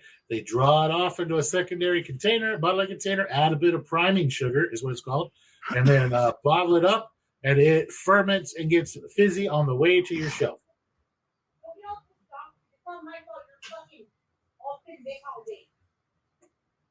What'd she say? What'd she call me? 1 second. You guys keep talking. So, what's up? How you doing? So wasn't there some? Oh, what the hell just happened? I have no idea. So wasn't there a beer that was brewed by monks for a period of time that they ended up enacting a law about because they put mushrooms or something in it? It was psychoactive, like the Belgian beer law or something like that. Just my random beer knowledge, if that's even accurate. I've never heard of it, but it sounds awesome. I believe that's what it was. I'll have to Google. I was hoping that with all this beer talk that someone might know. Yeah, because I thought that they put something in the beer. And like it was only collected for, like only the monks would drink it. And like it was a certain area. Now I'm having a hard time finding it. But like I know, what was it? In regards to alcohol, there was like the mount in the Greeks, they'd have those parties and they'd have that like psychedelic drink, and technically I don't know if it was a beer or what it was, but it was, they'd all get together, like the higher ups would get together and have this drink, and only they would participate in these rituals and have these manifestations of God, and that's the ones that would like pass along all the writings and shit. Well, maybe Farrell, do you know about the monks with that? I don't know what they put in the beer. And I think they made a law in regards to it. They couldn't incorporate mushrooms in beer after that. Yeah, it was actually mushrooms. Yep. Okay. So I wasn't wrong. It was mushrooms. It was Amanita species. Or Amanita species, yeah. But, yeah, it was monks, and they would do that shit, and they would see God and give you prophecies and fun stuff from it. It wasn't me. I wasn't in trouble. No, the other adult females in the household had got a rumpus, or what is it called? Ruckus? Rump? Where they get angry at each other. And they had a Donnybrook? You mean a cat fight? Yeah. Meow. Bobcats, maybe. Or like something, or lynx. Like something kind of angry. Anyway. So alcohol. Yeah, no, brewing beer is really great, guys. Like, to all of our listeners, this is not rocket surgery, okay? It is a lot fucking easier than you think it is. And it's a lot more fun than you think it is. As long as you stay away from selling it, as long as you're not dumb and putting it all over fucking Facebook or Twitter, you're going to be okay. I mean, I have some pictures up, but I shared some pictures tonight from several years ago where the metadata is just going to show, if there is metadata on it, it's going to show a place I lived at like 5 years ago. I don't give a shit. Also, I'm not selling it at all, and my shit's put up and will remain put up for a very long time, except for beer. I really do think it'd be fun to trade wine and beer. Yeah, I'm totally down. Like, wine shippers are super cheap. You guys see them with the styrofoam containers that you just slip the like bottles into, and they can hold like 3 or 4 bottles, and they ship. They fit into the medium or the large flat rate shipping bugs. So it's pretty cool. I say we trade some shit. It'll be fun. We could have a contest. Yeah, that'd be fun too. Why is everything got to be a contest? Who's going to be a? What would be? We have to come up. Like, I'll have to make another statue. It's got to be something fucked up. What would it be? It would be like the FAFO squirrel, like lounging and getting fed like grapes by a bunch of naked women, or what? A Vaginosaurus Rex. Genisaurus Rex. The you just want it so that you have like a mated couple. Exactly. I wanted to have them so they could be like bookends. I'm trying. I don't even want. God damn it! Now my brain won't stop picturing that. Fuck, bastards. But yeah, it's a lot of fun, guys. I encourage you to experiment. I wouldn't just. Now, there's. No wonder you guys were ignoring me. I've been fucking muted this whole time. Okay. Who was that? Like, nobody listens to my jokes anymore, you fuckers. I was thinking. There's that home distiller. Like, what's that website? It's the home distiller. Is it homedistiller.org? Yeah, that's a fun one. If you're getting there's started, a lot of good information in there. There is a lot of really good information in there. If you're getting started, go on there and lurk for a while. If you're really interested in distilling, learn the basics. There's a million YouTube videos on the basics. Also, as far as like survival goes, having a still is going to be really hard to beat. Not only can you make not only can you make alcohol, but you can take any water source, salt, fresh, dirty, whatever, even water that has alcohol or that has like biofuels that are fuel in it, and distill it out to pure water. You can take and refine and make gasoline or kerosene with it very easily. There are official oils that you can burn. So overall, as 10 out of 10, you need a still in your life. It'll do nothing but make your life better. It'll make you more attractive to the opposite sex or same sex, depending. It will, hair on your chest or nipples, and bring sunshine and happiness and roses to your life. What about my Man Pro? Ball Pro. Oh, that falls off. That falls off instantly. Yeah. It's preferable to waxing. Yeah. But any other questions? Any questions, gentlemen? Does anybody have anything else to add? Alcohol. Wait, we haven't even touched on like Saki, rice wine. Saki is rice wine. Okay. I've made that once. That's with the koji, right? Like, is it called koji? It's the rice balls that are like. Right. It's basically bacteria turns the starch into sugar. Fungus. It's a fungus, son. It's a fungus. It's koji. It's a fungus. Interesting. It's a koji fungus. You could buy it, but it has to be bought alive, I believe. You can't buy dried koji, can you? You can buy it. It's actually a Saki packet, just like you buy your dry yeast packets. And you after you go ahead and you cook the rice, you let it dry a little bit on a rack, and then you sprinkle it on top and you let it sit. That's so cool. It's Aspergillus oryzae. Yep, and then you just let it. Then you put a little bit of water in there, and it actually just that bacteria eats it, and it just fills the fucking jar with fucking alcohol Saki. It says Aspergillus oryzae, also known as a koji mold, is a filamentous fungus used in East Asia to saccharify rice, sweet potato, and barley in the making of alcoholic beverages such as sake and soju, and also to ferment soybeans for making soy sauce and miso. I've used it before, not even known it, because I make my own like soy sauce and miso. And well, no shit. You have to cook the rice, I believe, and then you put the rice in it. I've seen My it's one run basically do the steamer rice, and then you just put the steamer. It's got to be the short sweet rice, because if you use the long rice, it tastes really nasty. My one run with this was I did use the short sweet rice. It was I don't know, like 3-star brand or some shit like that. I bought it locally, and it turned into a giant sticky fucking mess. And then I put it into a cooler. They kept it warm, and I put like a heat tape on the inside of the cooler because it has to be pretty warm. I believe like 90-something degrees. And then I inoculated it, but I bought it live. I thought I only had to buy it live, but our local brew store has it live. Like you could buy koji balls, like they're just like into a ball shape and wrapped up in plastic. You just break it up, crumble it into your shit, and then stir it in. And it smelled really interesting. As it was kind of like a pineapple, fucking a fermented pineapple. Yeah, it smelled really interesting as it was fermenting, which was pretty cool. But then after a while, like it became like pretty cool, and it would kind of liquefied quite a bit. And then I just opened the little valve on the bottom of the cooler, took off all the liquid, put it through a strainer, and then never drank it. Gave it away.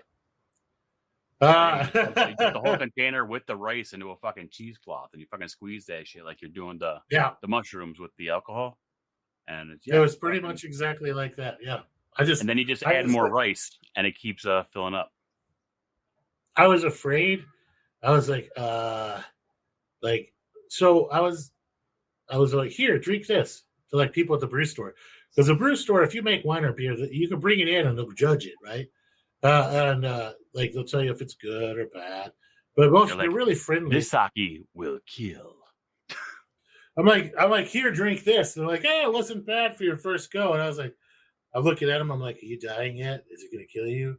Like, but like, I never got around to trying it. I didn't make a lot of it, maybe like a gallon and a half. So like, 5 or 6 bottles. But now that I know it's an aspergillus, I kind of want to do it again. It's a fungi. Hey, that's a good way to end this bitch, because I mean it's a fungi. It is a fungal podcast, right? Right. Fungia. Fungia. I think I don't know what your punishment should be for doing that. It's a out of the 4 words we said all episode, I appreciate the fungi. But yeah, I kind of feel like there needs to be a consequence for fungia. You didn't need a lashing for the fungia. Yeah, I don't know. I quite liked it. I think it'd be. I'm just a fun guy. Bang.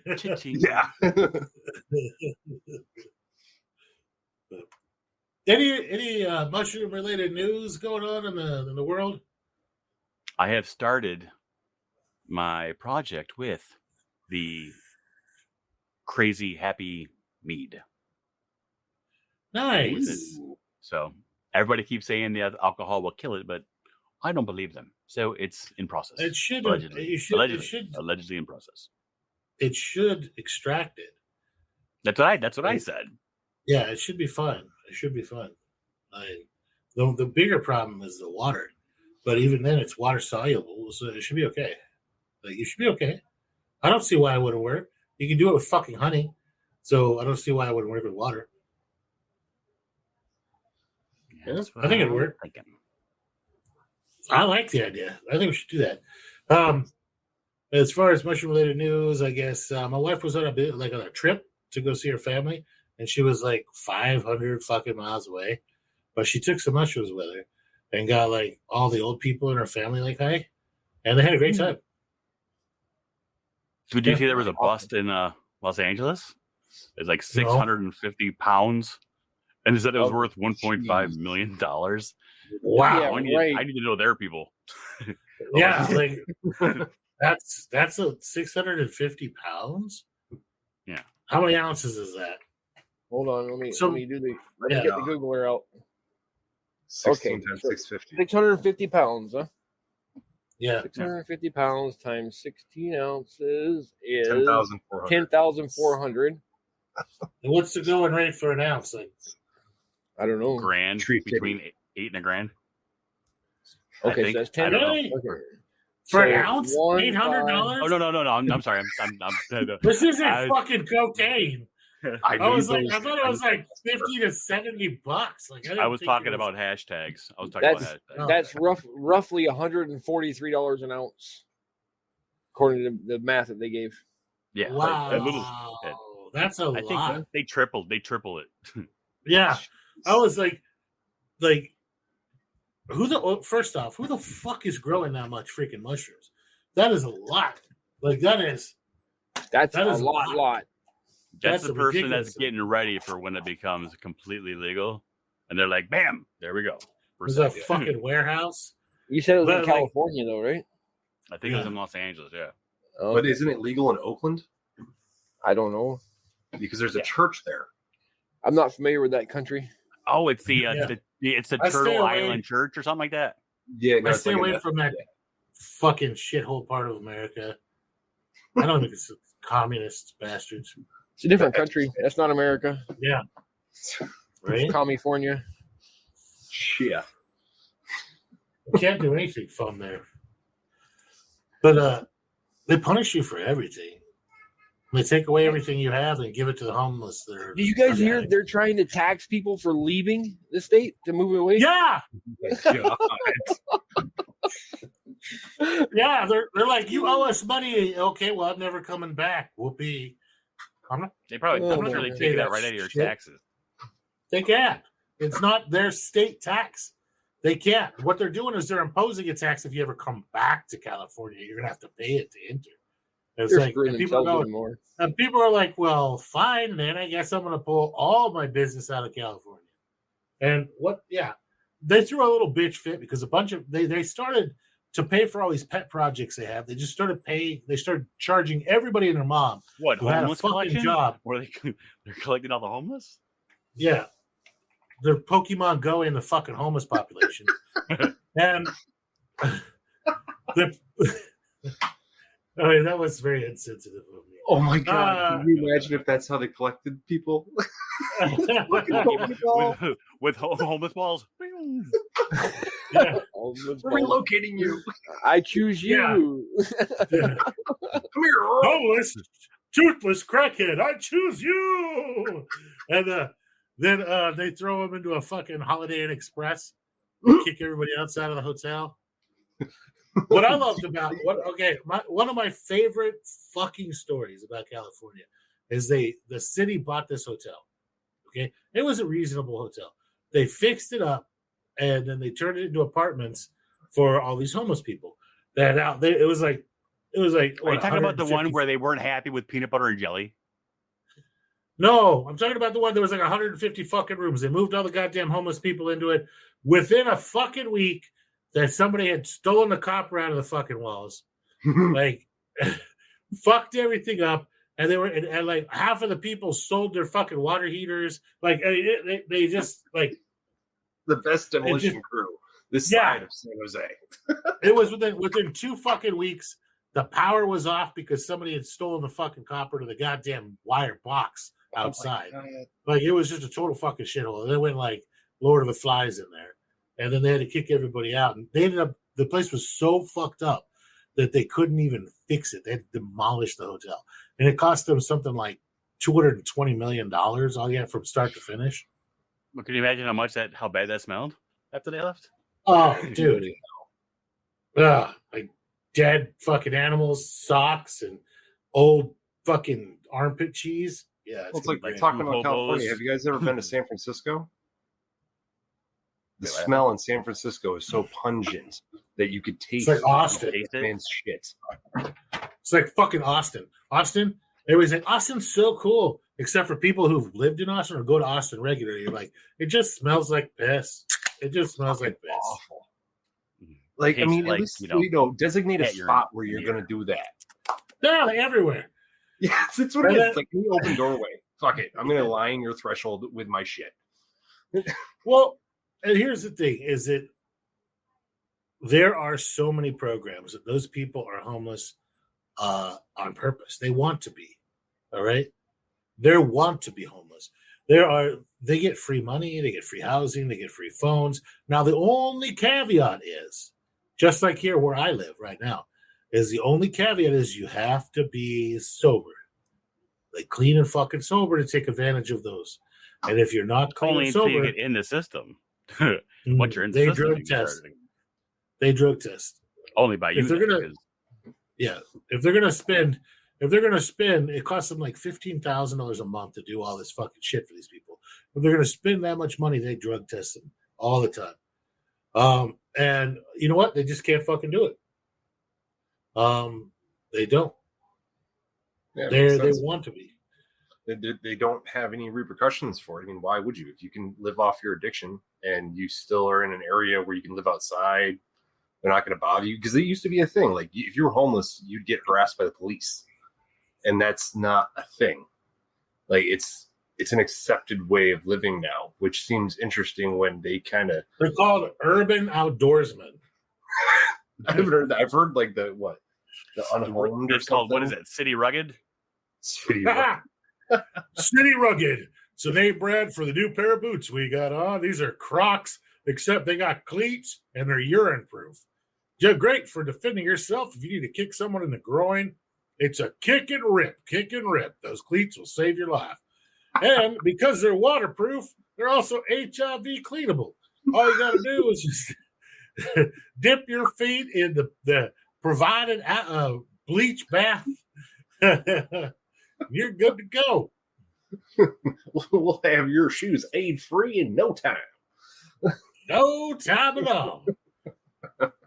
Impregnated with copper, these AIDS-free shoes will also help you fight off some regularly like diseases you're going to regularly come across, like chlamydia, herpes, HPV. Needles on the floor of your tent. The cleats will give you the clearance to be able to avoid the needles. You rise above as a good Lord. Rise above. Just like 6 pound, 8 ounce baby Jesus intended you to do. You're closer to heaven. 6 pound, 8 pound baby Jesus. This is the best baby Jesus. Little baby Jesus in golden diaper. Tired of infant Jesus. Thank you for this pizza. Hey. Thank you for delivering me my Dominoes. If you can dodge a wrench, you can dodge a dodgeball. You're not first, you're last. I want to go fast. Cut around to me. Cut around to me. I'm on fire. Cut around to me. Drop and roll. You know that's a good buddy who dies on top of you to help put out the fire that you think is on. The invisible fire. Yeah. Oh. Speaking of invisible fire and methanol, so we would collect the methanol that comes off the still first, the heads, and then we'd use it as a diesel fuel supplement. Clean the headers of the diesel fuel. Add it to your diesel truck when you fill up. Fuck, it worked good. Wow, like it would carb cleaner? Yeah. You just add it right to the gas tank in a freaking diesel truck. It cleans out the fucking carb. Like, it's just like a fuel treatment. But it worked good, man. It took us old ass freaking now understand that this is not mechanical advice. But we'd had about 6 ounces of it to a full tank of diesel on this old ass dually Dodge. The thing was like a 2001, 2002, but it had like 300,000 miles on it. Been used to tow trailers and hotshot stuff all over the place in the oil field, so it was pretty dirty.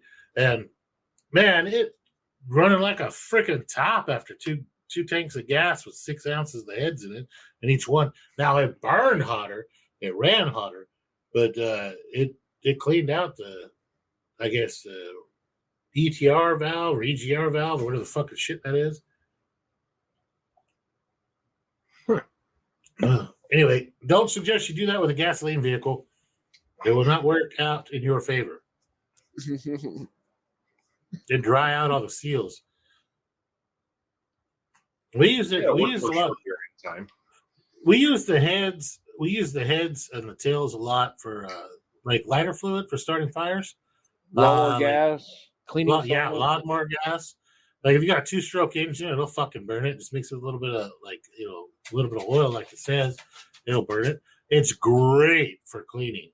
Like fucking phenomenal for cleaning. I still have like, I don't know, maybe a 2-gallon jug. We used a lot of it during the Rona, but now we still got like 2-gallon jug of it. And we still use it to clean stuff, like just spray down, something that just want clean real quick, sterile real quick. Like if you got like a butcher block, rinse it off, spray it down with that, let it just air dry because it's like 90% fucking alcohol. I like going down the Skid Row in front of all the liquor bums and just dumping out 5-gallon buckets of it in front of them. Down Skid Row. Yes. Look at this alcohol. Fuck you. Get your straw. Drink off curb. Oh, now the down on Skid Row, man. That's such a good song. I don't even know if like probably only like 4% of our fucking listeners even know it. Everybody knows that. Everybody. You remember that total eclipse of the sun about a week ago? There was a total eclipse last week? Motherfucker. Shadow. No way. Seriously? Boom, boom, boom. Feed me, Seymour. I don't think now. There very well could have been a total eclipse last week, and I missed it because I didn't leave the house last week. So. No, weren't you in a fucking tent last week? We're talking about Little Shop of Horrors, man. It's like one of the best fucking movies in the whole 9 yards. Oh, that was last weekend that I went camping. I just sat at home all week. Suddenly Seymour is right there beside you. I always resonated with I'm a dentist. Oh, I rewrote that song for my fucking graduation from medical school. I rewrote that song to be a medic. I rewrote that whole song. Because you enjoy causing other people pain. You'll be a medic. Yeah. And you'll be a success. Oh my God, man. The leader of the pack. What's that, guys? Oh my God. Yeah, that's God, dude. I've watched that before during the show. Oh, that's why you space out. Little Shop of Horrors is amazing. It's a really, really good one. They haven't remade it and fucked it up like they did Ariel, have they? Dude, that is a remake. Little Shop of Horrors. Little Shop of Horrors is? Yeah, but no, I understand that, but they haven't like Disney. No, they have not. No. Okay. They haven't wokeified it. No wokeified. Yeah. Because I mean, gets her ass beat by the biker wearing handcuffs and a fucking tutu. Well, that's the black eye. I mean, she's doing what she loves. She's a son. Right, yeah. If that was the excuse for everything in life, you're just doing what you love.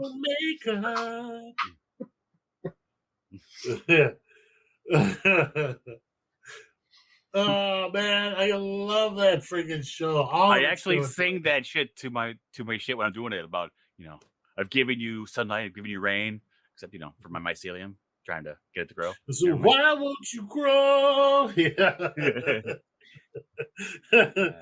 Yeah, you're right. Nobody's going to understand what the fuck we're talking about. They're going to think we're crazy. You rain.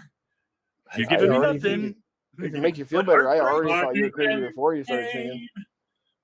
Don't I know something? Should I open a vein? But please grow for me. And just like fucking, yeah. Oh God, that's one of the best. Okay, I love that. After listening to you sing that song, I don't want to watch. You guys always fucking trick me into fucking singing after I've had a few beer, you fucking asswipes. But we're trying to stop you from singing. Other like South Pacific, Calamity Jane, Paint Your Wagon. Paint Your Wagon is one of the best freaking musicals of all damn time. Music Man. Seven Brides for Seven Brothers. And Oklahoma. But Oklahoma, like, I like the Jed song where he's trying to talk the dude into kill himself. You could never get away with that shit these days. And then like the Old Man River, those are like pretty much the only really good songs in Oklahoma. And then you got Calamity Jane, which was just a really cute show. Like it was a really cute show, man. Windy City is mighty pretty, but they ain't got what we got. A lot of fun. Seven Brides for Seven Brothers is probably one of my favorite shows, and it was a requirement way back in the day when I was dating people, like that you had to fucking know Seven Brides for Seven Brothers, or have watch it within the first like 2 dates, or it's just not gonna happen.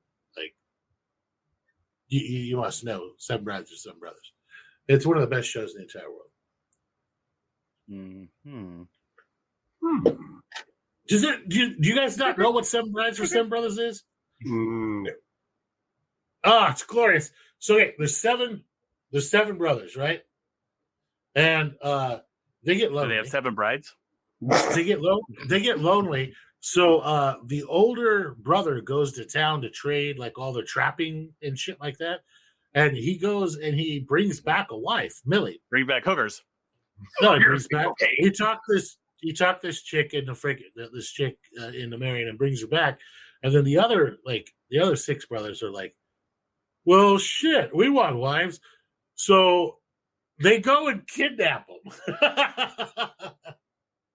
and it works out great. That was the beginning of the sex trade. Nah, maybe, whatever. Anyway, It might be like, okay, if you look at it through the glasses of 2023, they did kidnap some bitches and took them back to the remote cabin where they then had sex with them and then fought their families to keep them. So yeah, okay, yeah, it kind of just, it's a little rapey, but overall, so that's probably why no one else knows what the fuck it is, because you're watching fucking rape porn. No, it's not. It's so. Did you say rent porn? Yeah, rape porn. Okay. Everybody has AIDS. Cause I ain't got no AIDS. feminine forget. To share the on that note. Oh, that was a good tone. It's a good freaking. It's 7 Brides for 7 Brothers. Is the fucking No, shit. I was being serious. I like that. You really had a good pitch there for a second. I can't hear myself with my fucking headphones on, so I can't tell if I am in pitch or not. These are noise canceling. I can't tell. I'm just fucking singing. I can sing. Oh, we can. But I can't like. Tell. I can't tell the notes without hearing them. And so y'all are just like, it's just an alcoholic, deaf person me singing. I mean, not alcoholic. Functional alcoholic. Functional. I only get to drink medicinal like drinking a week. And I drink on our podcast. I'm too busy otherwise. Oh, I made a shitload of kimchi, by the way, fermenting stuff. Worked out great. Mm-hmm. I've never had kimchi ever. Oh, I should send you some. Daniel-san. Oh, you need kimchi. Yeah, kimchi good for you. Mm-hmm. Clean you out. Make you healthy. Clean that colon. Yes. Many shit you my have. colon is fine the way it is. Giant shit you whiskey, filled with whiskey, and go clean you out like amazing proctologist, forensic proctologist. Mm-hmm. Yeah, now for something completely different. I'm still singing the songs in my head from 7 Brides for 7 Brothers. Time to go. Is that a song from Utah? Iowa. I don't know if they are. I don't know where it was at. I don't know if it was in Indian country, So is all they just said. I mean, dots are. It was an Indian country. Yeah. So it's not rape porn then. It's just fucking like History Channel. Yeah, no, it gets old. It's an old song. Like what? About them sobbing women. So what basically happened is Adam, the main character, decides to like read the other brothers parts from the Bible Eve about, and he got it wrong. Yeah, because he's not good at reading, and I think Barrel's muted us. No, I'm just ignoring.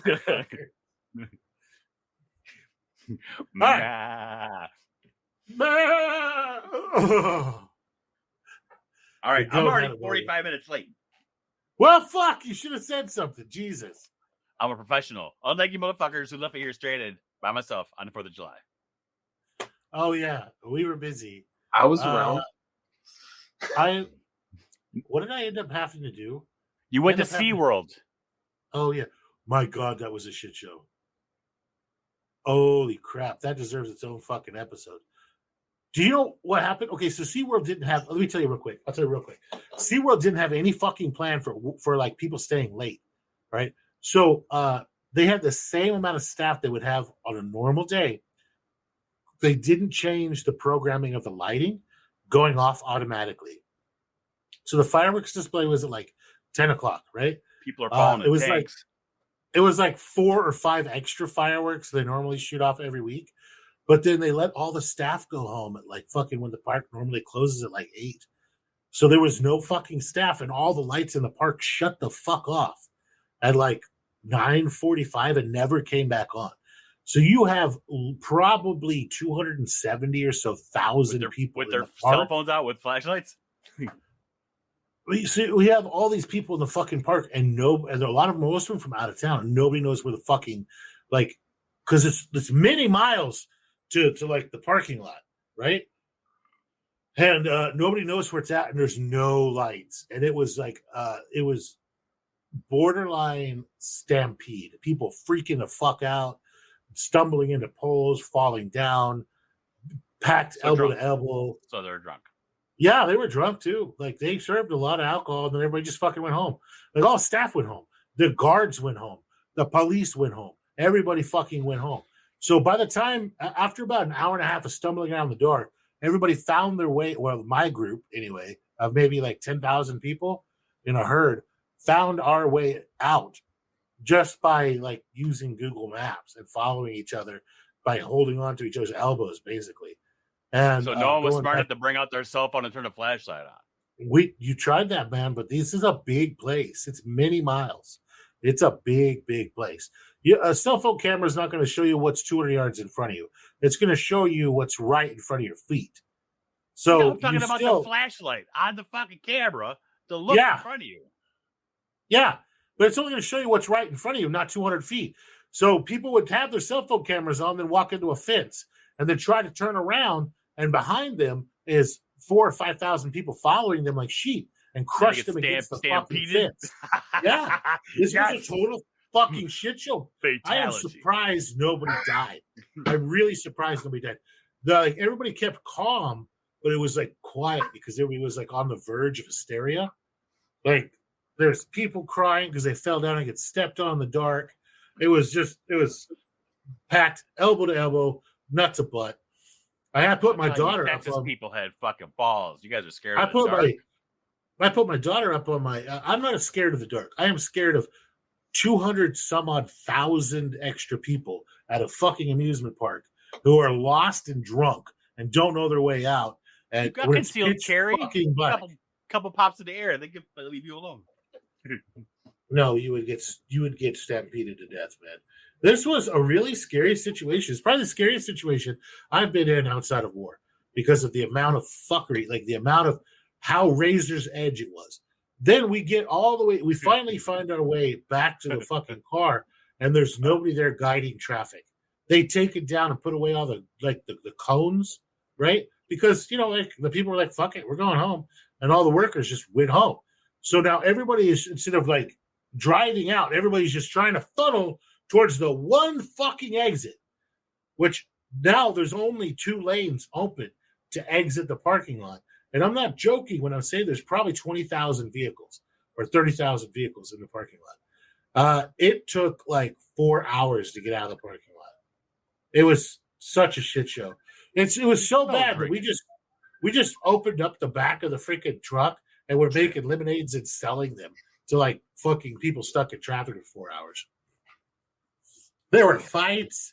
There were people who there was gunshots. The whole fucking thing was just an absolute shit show. Fuck you, SeaWorld. 0 out of 10 for that experience. That could have gone into a mass casualty, make the damn news. 1,000 people could have died that freaking night. Well, that would have been a lot more interesting than this story, I'm telling you, for sure. It was scary. It was scary. I want death in my SeaWorld adventure, damn it. I want blood. I want a little murder and death in the fucking story. Oh, I also that was my first time ever at fucking SeaWorld. And there's no animals. I figured SeaWorld would be like a fucking it would be like SeaWorld. It would have fucking animals from the goddamn ocean. Like aquariums and shit like that. No. There's one aquarium with 2 turtles in it.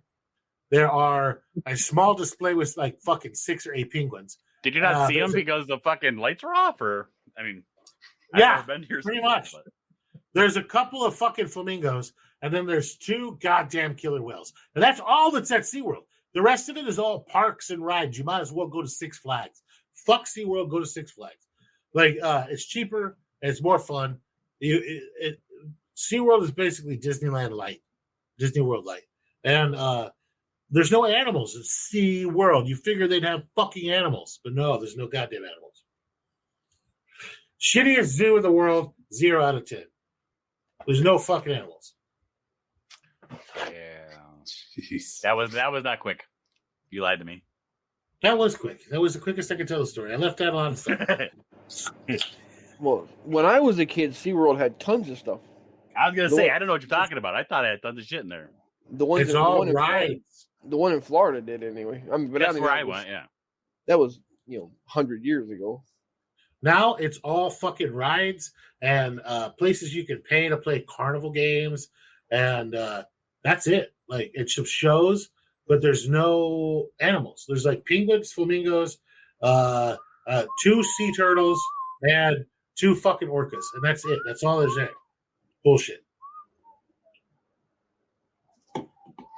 Anyway, on that fucking note, guys, thank you for listening to this goddamn fuck around find out podcast. We love our listeners, and we usually end this thing on a positive note. So let's go ahead and Deadpool, tell me something fucking positive that doesn't involve me, because fuck you. What do they got?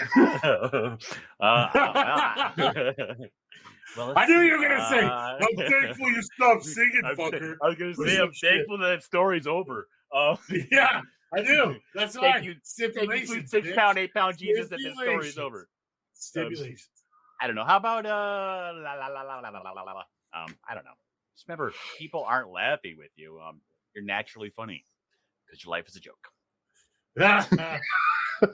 Okay. Marco Nutty, what do you got for us?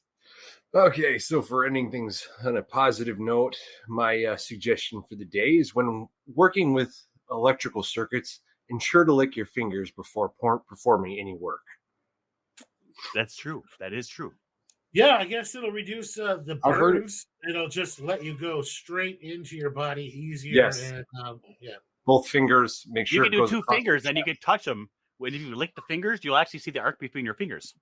Yeah, and then it's a good circuit. Yep. Yeah, should you pee on it as well? Yes. No, you stand in a puddle. That's definitely important. No rubber soles are a bad thing. Yeah, of course. Yeah, tactical Crocs. No. Love it. Great advice. That's 10 out of 10. Yeah. Excellent. So, Dad, Trim, what do you got? Oh, me? Oh, yeah. He's like, yeah, let me look it up. Let me Google. Hold on. Clickety, click. When life gives you sour grapes, turn that shit into wine, bro. How's that one? It's perfect. I mean, it's exactly what I thought you were going to say. Okay, coming from me if you can't fucking drink it, I can't finish that one. It was too bad. So it's like, if you can't drink it, snort it, or smoke it, fuck it. Let's go. What do you do with the guinea pig? By the way, guys, don't use double negatives. That's a big no-no. But I thought that was positive. Well, we love our listeners. Thank you for listening to this episode. If you are an alcoholic, please seek help. If you're not an alcoholic, please listen to the episode again until you are. If you'd like to get involved in our cool little let's trade some fucking wine and beer type things, I think we should make some stipulations that everything should be traded in beer bottles. Beer bottles with the cap on them are pretty fucking tough. Like, you can actually mail those and they won't explode. So, beer bottles with cap, you don't need to send everybody a freaking 750 ml fucking bottle or a liter bottle. A beer bottle with a cap is more than enough to trade back and forth. I think that would be a lot of fun. Please don't send me like a fucking beer with methamphetamines in it or heroin or fentanyl. I'll be very, very upset with you after I wake up and realize who you are. So there's going to be a little bit of fucking faith going on in this goddamn thing. No psychedelic fucking beers unless it was very, very specifically fucking mentioned that you are going to be receiving X, Y, or Z. So don't surprise people like, hey, surprise, you're fucked up at your kid's barbecue. What if I say, hey, I'm going to send you a surprise? Anything, let's amend that to anything that's coming from Deadpool should be just assumed to be drugged in some way. Okay? Deadpool's the guy that used to bring the bottle of Everclear to the trash can parties at school in college and stuff. Merkin! No. Yeah. What? So if you would like to get anything that's as far as cultivation related, you like to get some supplies, grain spawn, fucking substrate, anything like that, you can go ahead and get to hold of Deadpool in our Discord. If you'd like to go ahead and send us any sort of hate mail, you can do that at FAFOCult@gmail.com. If you'd like to support the show and keep us producing this high quality, musically talented and gifted content exactly like it is, you can do so through our Venmo. That's going to be at FAFOCult. You can do it through CashApp. That's going to be $FAFOCult. Alternatively, you can go ahead and get on our Etsy. That's going to be FAFOCult.etsy.com and buy some super sweet merch on there. Shortly, there's going to be a bunch of PDF books that you can be able to purchase through there as well. Some of them plus all donations receive full frontal pics of Mr. Trim nude. his parents nude. His parents nude. Strong. What? Don't make wait, hold on just a minute. Yeah. Fuckers. You know how much money I get on that app where they pay people to strip? I'm sure it's called OnlyFans app. OnlyFans. You know, I get paid good money on that. From. Oh, okay. If you paid for them, it's okay, I guess. Send me my cut. Now they're pirated. Now they're getting away for free. Now, just ignore the watermark. You'll be fine.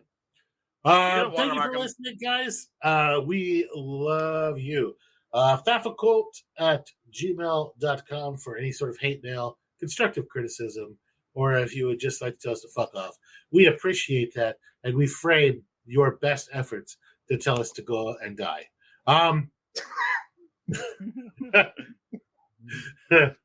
Thank you, guys, and we're out. Later. America. That was a fun episode. Yeah, you need to go to singing lessons. I'm telling you.